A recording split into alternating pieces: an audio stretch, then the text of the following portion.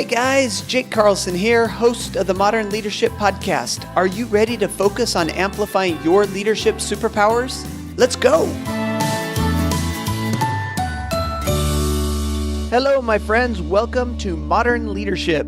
Today, I want to talk about transformation and human potential. While my family and I traveled last year, we kept an online record of our journey over on the website at transformationallife.com. And I love that idea. We are living transformational lives. We have this incredible potential to do amazing things.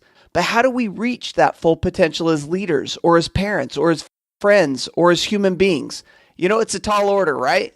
And that is why I have invited an expert in human potential, Mr. Vince Kramer, to join us today. Vince is an airline pilot and military veteran. He's also a speaker, trainer, and the best-selling author of the incredible Mastering the Art of Success, which he co-wrote with Chicken Soup's Jack Canfield. Vince passionately believes everyone is unique and is therefore the creator of their own life. With over 30 years of experience training and coaching people in personal growth, leadership, and transformation, I'm convinced he has a few things that he can help us on our journey through life. Vince, so great to have you on the show. How are you today? I am so wonderful, Jake. Thanks for having me. You know, you've got such a large and amazing group of people that have been on your show, so I'm just honored to be here with you today. Well, and we've become more and more selective of who we interview just because, you know, there's only so many weeks in the year. And I tell you, when your resume came across my desk, and of course, the company that you work with, I have the utmost respect. And so we were like, let's get Vince on the show. So it's good to have you. Before we jump too much into this, what did we miss by way of intro about Vince Kramer?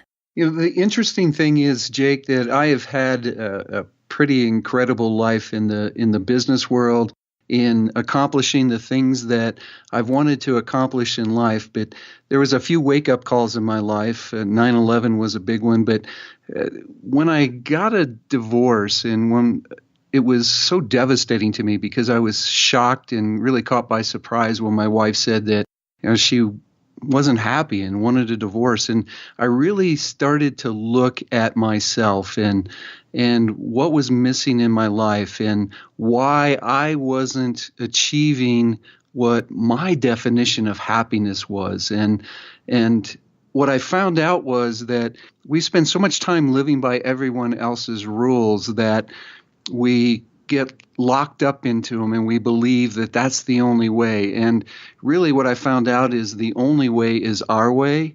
And that's for companies, that's for families, that's for organizations, that's for us. So my life over the last 10 years has really been about learning about transformation, learning about human potential from people like Jack Canfield, Joe Dispenza, Bruce Lipton. And I'm really into the science and understanding of how science and spirituality comes together to work to really help us create our lives. So that's the exciting things that I've been doing over the last 10 years, and that's where most of my focus has been over the last 10 years. Well, and that's where we want to focus today. And I want to take you back to that 10 years ago. So you go through this experience that's, you know, jarring. I mean, it's just tough. And you look at your life and you say, I want to surround myself with people who can bring me up, who can help me realize my full potential. So at that moment, you know, when we're down, when we're struggling, when we have obstacles in our life and we say, we got to make a change. How did you go about making that change? How did you start surrounding yourself with these great names? Well, the first thing is just to realize that there had been so many wake-up calls in my life up to that point that I hadn't paid attention to. I call them conscious wake-ups and crisis wake-ups. So the first thing that I had to do is realize that, you know, I've been called or had been called to start that process long, long ago. So I looked for people who resonated to me, that I understood their message, at least initially, and I felt in my heart that they had something to share. And I will tell you that Jack Canfield was a true blessing at that point in my life. And I will tell you that I spent a couple years in Jack's programs, and as a mentor, he really opened my eyes to find the community that was going to be there to support me. And my current wife, Mary, that came into my life about 8 months after the divorce, she really opened my eyes to start looking at life in a different way. So between Jack and Mary, I was just motivated to start finding people that supported me, that I could support back. That was just as much as of an importance to me as somebody that could support me, and then to really open my eyes to what the world's all about. And if we just slow down and unpack that just a little bit, Vince, I think there was a lot of things in there that are pretty interesting. So the first thing that I want to pull out is there's this idea between being proactive and reactive. And I think you said it kind of a conscious wake up or a crisis wake up. And I look at that as, a conscious wake up is this proactivity where you said, look, I need to make a change. I'm going to seek out people to surround myself with. And we're big believers on this podcast that, if we surround ourselves with the good people, if we surround ourselves with people who are lifting us up, we become part of what we are around. So that's the proactive. And then you talk about this crisis wake up, which I think of as reactive. And so in our lives, we got to make a decision if we are going to be proactive or if we're going to be reactive. Then you went on to talk about having our eyes open. And that's really the most important key, I think, is you have to realize that this is something you have to want. This is something you have to desire. You have to open up your eyes and look for it. And then the final thing you talked about was this community. And I want to dive into that a little bit. The importance of community and surrounding ourselves with like-minded people, or maybe not so like-minded people, but people that can lift us up or can help motivate us to the next level. So can we talk about community for just a minute? Certainly. So go ahead. What's this community for you? How do you define it? Community, and when I say like-minded, I really mean more like-hearted. So we are here for a purpose, and we constantly are bringing or attracting people into our lives that have something to share with us and need something from us to accomplish their purpose in life. So what I teach in my courses and what I really appreciate having groups of people together, because it's an opportunity for you to find people who support your ideas, but are also, as you say, Jake, willing to say to you, well, what about this? Have you thought about this side of things? Is it really the direction that you want to go? So it's really finding people who want to expand and grow with you. And as you expand and grow, talking in the quantum physics world, we begin to put out our quintessence, the true essence of us, the real us that shines out into the world. And those are the people that we attract in, so we can start to see the gifts that we have to share. And if we're going to turn this world around, if we're going to really bring the vibration of the world up, and we're experiencing so much of a lower vibration, even in our government right now, that comes from finding those people who are willing to challenge you, finding those people who are willing to support you without judgment, but still help you find your path. And then once you're on your path, help you on that path. So, and one thing you said there, you talk about being like-hearted, but you didn't say judgmental. So when you talk about being like-hearted, what does it mean? You said, I've got this group of people around me they're challenging me, they're pushing me, they want me to grow to the next level, but they're not judgmental. What impact does that have? It's hugely impactful. When people come from the place of open-heartedness, they are accepting you for who you are and allowing you to find that. And as you said in the introduction, I believe that each one of us is unique, and unique in the fact that we've got certain gifts and talents that no one else in this world has. And for us in our personal lives, our business lives, our family lives, we've got those people in our lives to share those unique gifts and talents. And through life, we've been developing them and using them to kind of fine tune, to really make that difference that we're supposed to make. And the interesting thing is, and it's really tough, when I get together with a group and we're coaching, it's really tough to initially get people to look back at everything that's happened in their lives and show them that this is how you've developed who you are, and there's been no accidents. Everything that's happened in your life has come together to create what you are and what you're going to continue to be. And that takes that community who's willing to look at everything that's happened in your past and to help you find the gifts in it, instead of judging you for what you did or what you didn't do as you've been going along this journey. So there are no accidents, but you talk about all of us having this unique purpose. And so I want to dive into this. You have this formula, your unique purpose formula, and let's talk about this for a minute.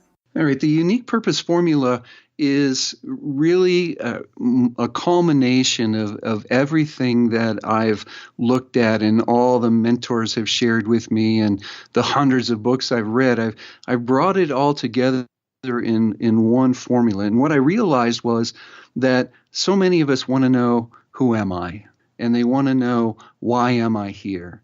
And we spend so much time looking for that, or hoping that there's going to be a knock on the door one day and somebody's going to tell you what you're here for. And what I realized was that there's parts and pieces missing from that. And for you to really find your purpose, for you to really understand what your passion is, and then start living that way in all aspects of your life, there's some other questions that you have to answer. And that's where the unique purpose formula came from. So the first step in the formula is to answer the question, where am I? Because as Einstein told us, we can't create a new life from the same consciousness that we're living in right now. And where am I is helping you understand where you are right now. What consciousness are you coming from, and why are you creating the life that you're creating? And we help people find their answers by really taking them to a place where they can find their own answers. So one of the things that I've shared with somebody just recently, one of my coaching clients, is you can look at all the examples that are out there and take the parts of them that really motivate you, and the parts that you feel in your heart that's going to expand you. But their way is their way, and you still have to find your unique journey. So that's what we do in some of the programs that we offer, is really teach you how to find your answers from the inside. Well, and it probably stands to reason that a lot of people, when they first seek you out, or when they're first asking this question, which, by the way, is not a geographical question, right? I mean, where am I? You're asking where you're at in your finding your purpose, your direction, your transformation. So you ask this question. I would imagine that as you start working with people, you find that they're in a place that they don't want to be. Whether it's a bad place or not is not what I'm saying, but they want to change. When you say, where am I? They want to change where they're at currently. They want to grow in their potential, in their success, in their knowledge, in their desire, their passion, whatever it may be. And so when you find these individuals and they start out on this journey, do you find that they're starting out from a place that I need to make a change? Most of the people that come into our programs have realized that they've had one of those conscious awakenings, or they've experienced a crisis awakening, a death in the family, or cancer or something like that. But when they come into the programs, they're ready to bring some more meaning to their life than they've had in the past. And one of the things that I notice in a lot of people that I work with, they believe that where they are right now is as good as it's going to get. And the truth is, it's only as good as it's going to get because you're living life the same way, and you probably have been for a long time. So to really answer your questions, when we go into where am I, it's really learning about how you formed your ego and where your automatic reactions, or where you're living on autopilot, comes from, and to understand your belief system and how it was programmed so early in your life, and you still perceive the circumstances in your life based on that old belief system. And unfortunately, nobody's told us that beliefs aren't real. They're just something that we thought over and over and over again, and they became a belief. So we can actually go in and reframe those into beliefs that support you in your life moving forward.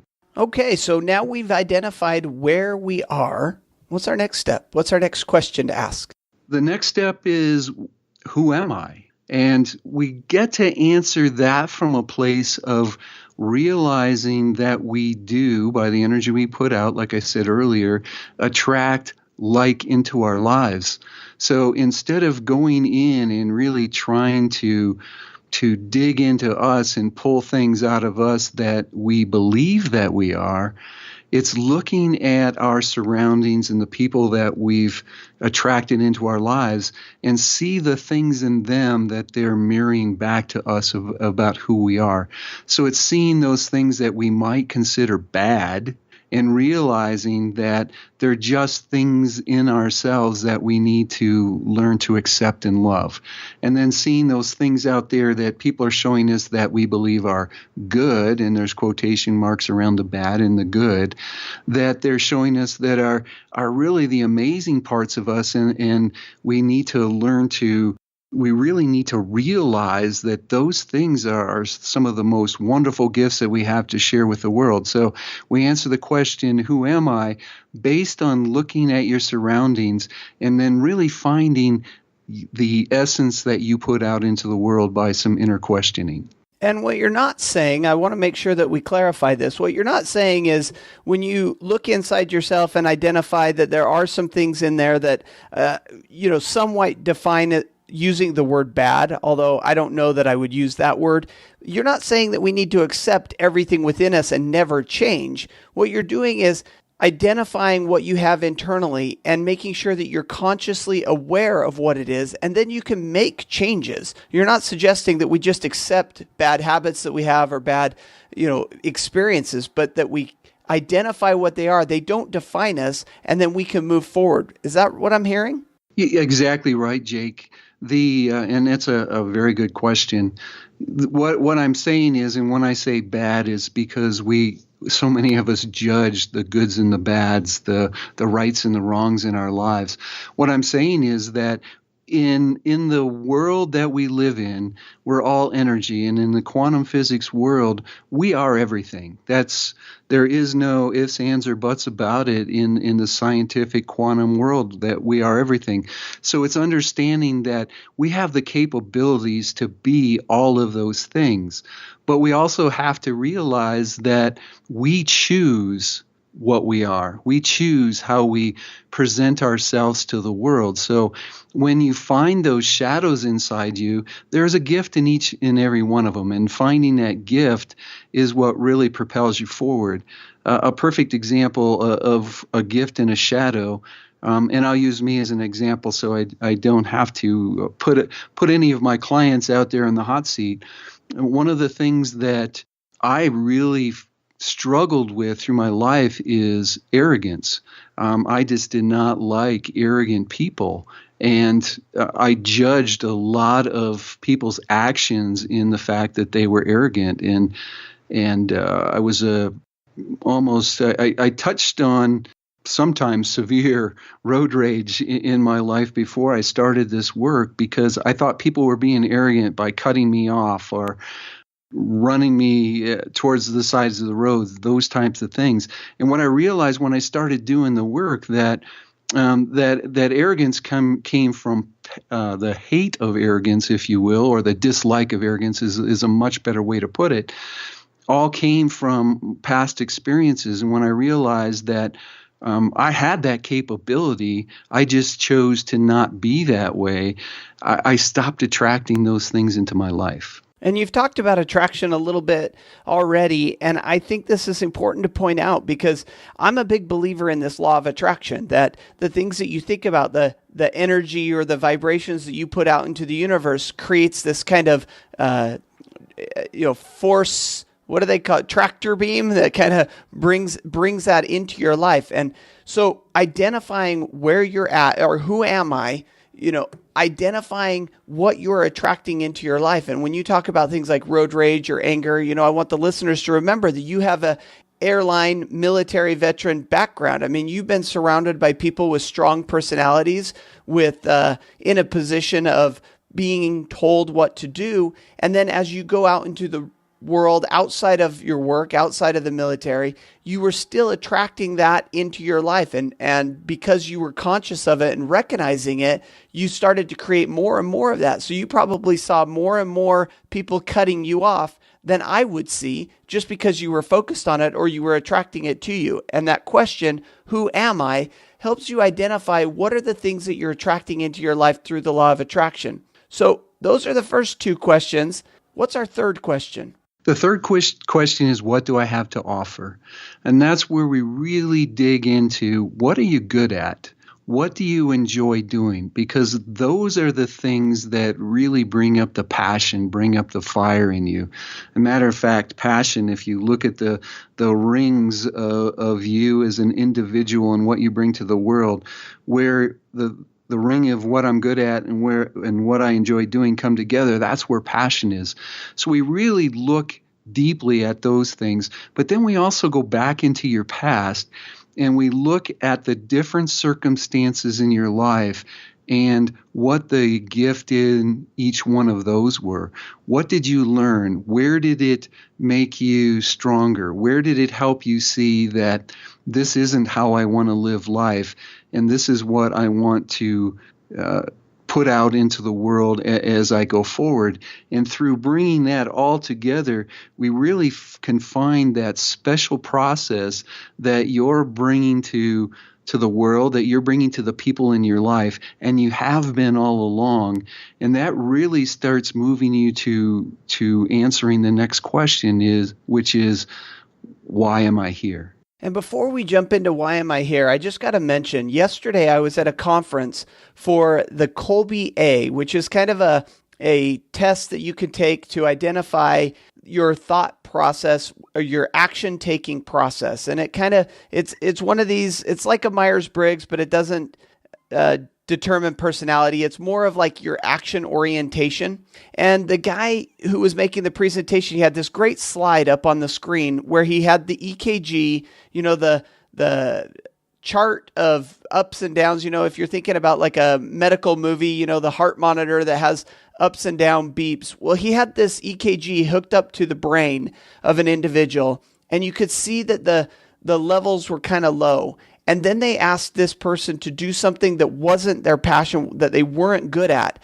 And the lines went all over the place. And the conclusion was, and I'm sure I'm not explaining it super clearly, trying to do it quickly here, give you some time, Vince. But as we talked about this, it shows that when you're not working on things that are your passion or are not things that you're good at, your brain actually gets tired. It works extra hard and it wears you down. It slows you down. And that the more you can operate doing things that you're good at or things that you're passionate about, the less extra exercise that your brain needs to take, therefore giving you longer time to think, more clarity of thought. So as you talk about things like, what do I have to offer?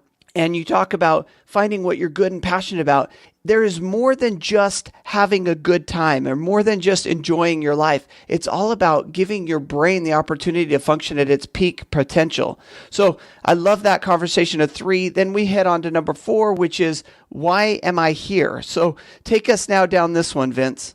So why am I here? I really call that step finding your divine intent. And when I say divine intent, is really what you came to earth to be and what you came to earth to share. And it's really your mission. It's finding out the problem that you're here to solve, the difference that you're here to make, the people that you're here to share it with. And that's why we have such a difficult time just trying to find that on the outside or expecting it to just show up in our lives, the answers to the questions, why am I here?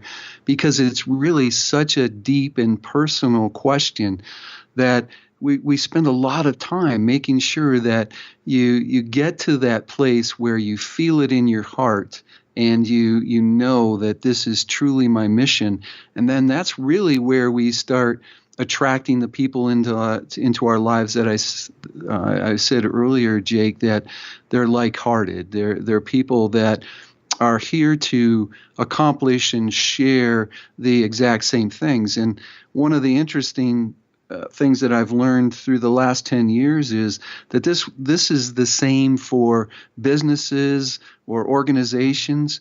Once you find your mission, and it's not the mission to sell this product, or it's not the mission to affect this group of people. It's really, what difference are we trying to make in the world, and how does the combination of the people that work in our organization, what's the combination that they're bringing to share with the world in a way that they can truly make changes? What problems are they going to solve? What direction are they going to help people go in? So it's very deep question, and if you can find the answers once again inside you, and wait for that heart to say, that's what feels good to me, now you know the direction that you're going in life. And the reality is, you're going to attract people into your life. I mean, that's just, you got to accept this fact. You're going to attract people into your life. You need to be conscious and aware of the types of people that you're attracting into your life. Are you surrounding yourself, like Vince has here, with people like Jack Canfield? I mean, the chicken soup guy. I mean, you attract these people into your life. They surround you. You become part of what you're around. Or are you going to attract people that are going to take you down or take you to a place that you don't want to be? And that's the decision that you have to make. It needs to be intentional. And so that takes us to number 5. Let me try to guess where we're going here. Question number 5 to ask yourself, where am I going?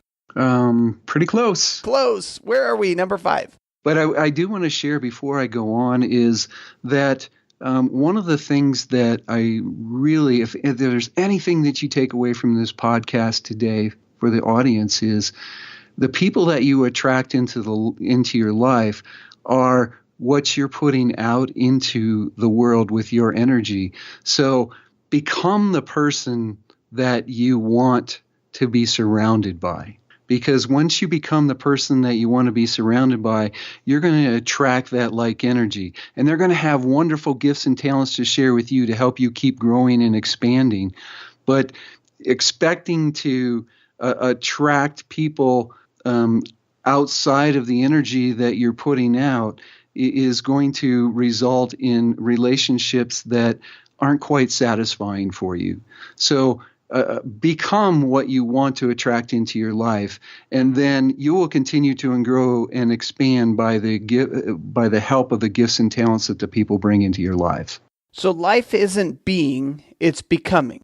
I think life is being, but it's becoming who you already are, and it's finding that who you already are that your unique purpose formula is all about. So getting clarity on the real you. Yes. All right, number 5. How do I live my purpose? And living your purpose is in expansion. So it's continuously providing yourself opportunities to expand, to do that in continuously doing your work, or finding another mentor to help you really bring those gifts and talents to the surface. But the most important part, and we've been talking about it all along, is that community. Finding that community that is in alignment with what you're here to do, your mission, your divine intent. It's finding people who are open-hearted enough to share what they have to share with the world, because in that's where you're able to start sharing what you share with the world. Our company's called Imagine Miracles, and imagine because I'm a firm believer in visualization, but imagination is bringing feeling into those thoughts that you have in your visualizations. And that's how we create our lives. Everything in our life is created with our thoughts and feelings. The only reality we have is what our thoughts and feelings are, and what we put out into the world to attract back.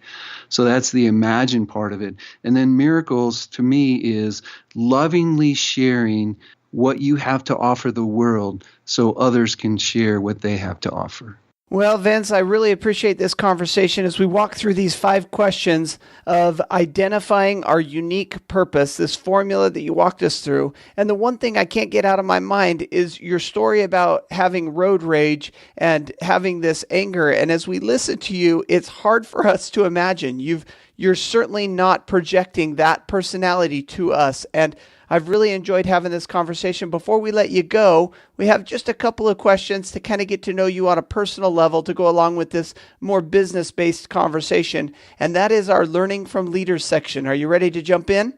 I'm ready to go, Jake. All right. So as you look over on your bedside table or on your Kindle, what book are you reading? Well, like I've shared through our entire time together, I'm a big quantum physics guy. So right now I'm reading Frequency by Penny Pierce.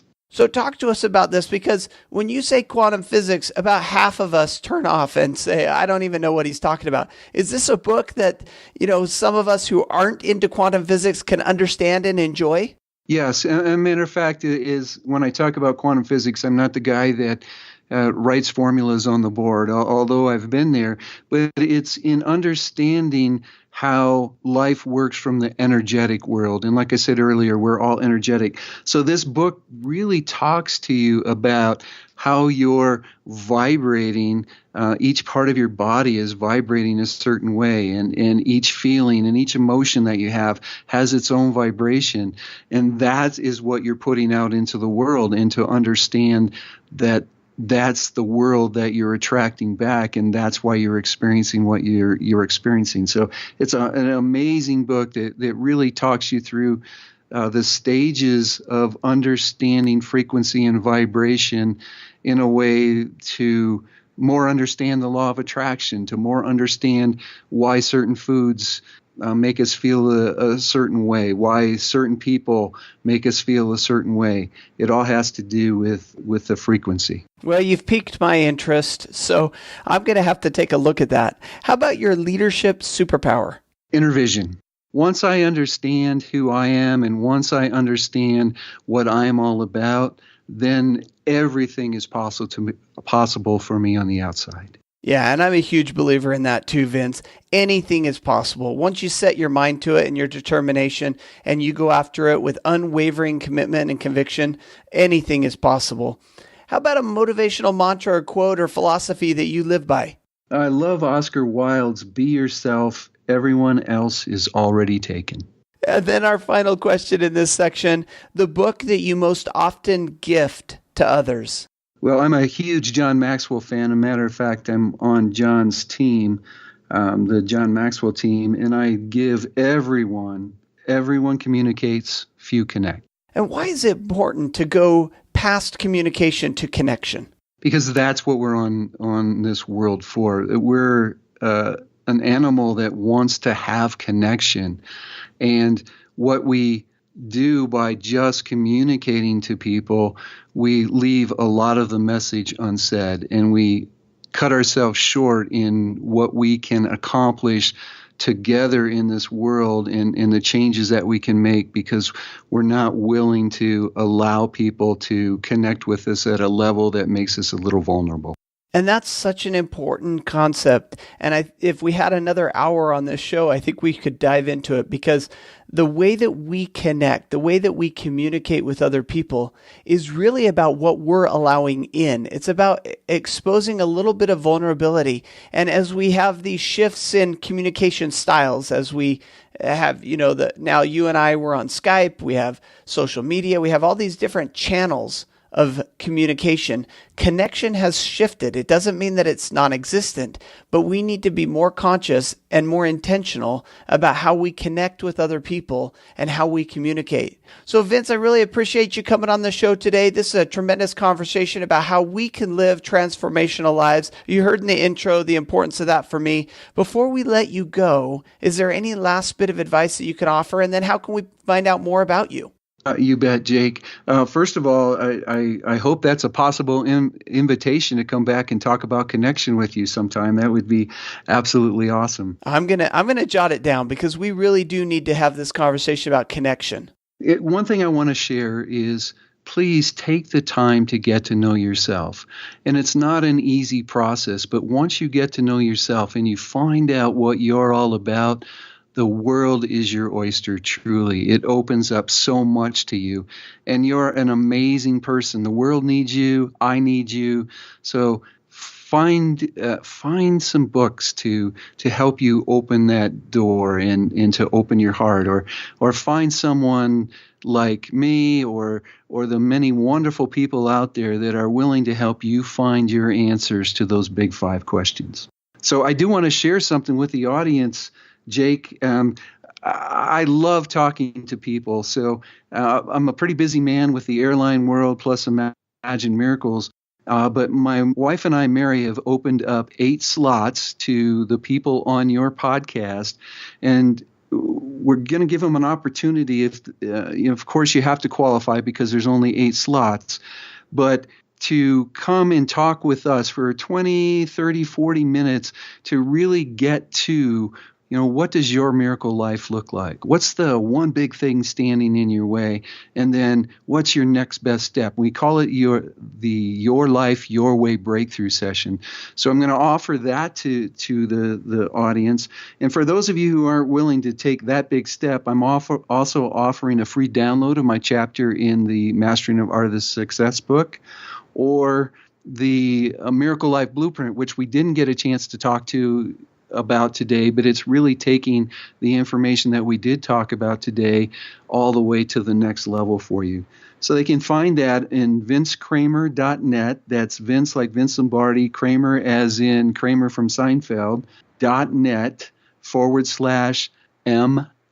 for modern leadership. And we're going to link all that up on the show notes for this episode, so they could just go to the show notes, click right on that link. And I highly encourage you to jump on early and secure one of those 8 spots. Here we have someone who has spent 30 years, read hundreds of books, studied with the great ones, John Maxwell, Jack Canfield.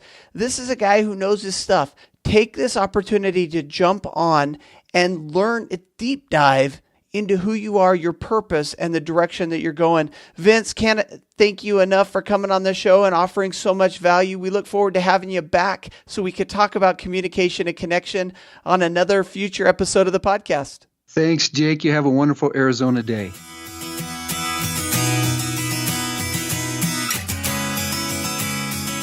All right, my friends, thank you again to Vince for coming on the Modern Leadership Podcast and talking to us about this transformational life, really identifying our purpose, having this authenticity, and of course, the law of attraction, which I love.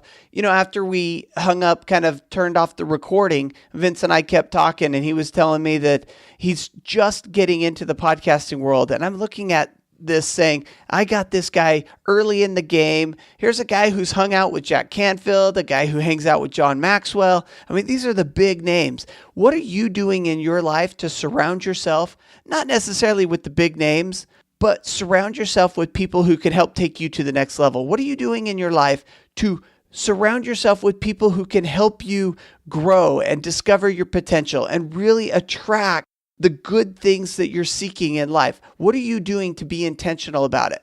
I think my big key takeaway from this episode, as we talked with Vince, is this conscious wake-ups versus crisis wake-ups.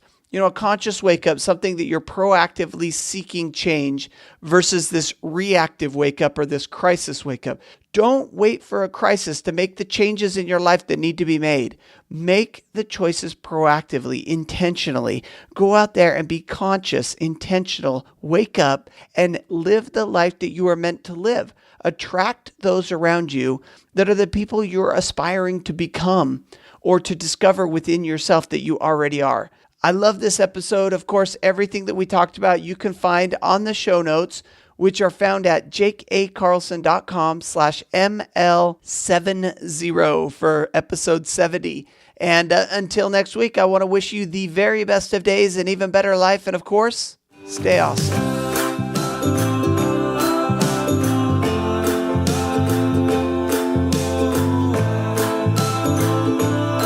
Thanks for listening to the Modern Leadership Podcast. You can find me on Facebook at Speaker Jake, on Twitter at Jake A. Carlson, and of course the website, jakeacarlson.com. See you there.